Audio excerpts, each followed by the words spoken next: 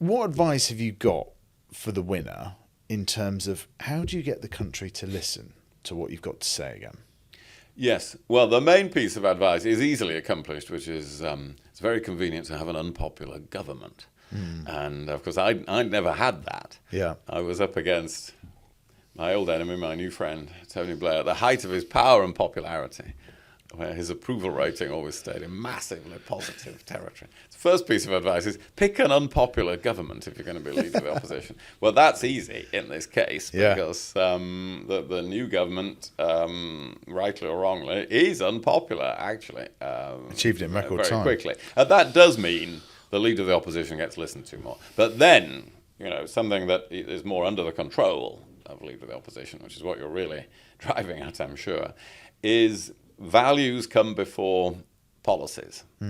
And that is the central thing that I wish I'd understood properly. That I thought, well, let's get going again by adopting this policy on savings, or this policy on law and order, or this policy on Europe.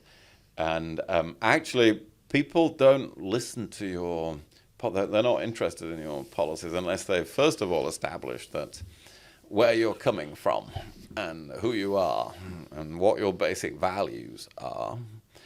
And this is one of the main reasons I've ended up voting for Kemi Badenoch, is that she really has shown she understands that.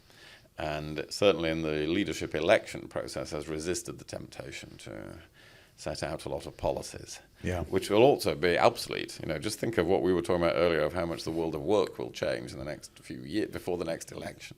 So policies can be obsolete very quickly, but they're also premature in the eyes of the voters if you haven't really established your values and principles in their mind. So that is my top bit of advice to the next leader of the opposition.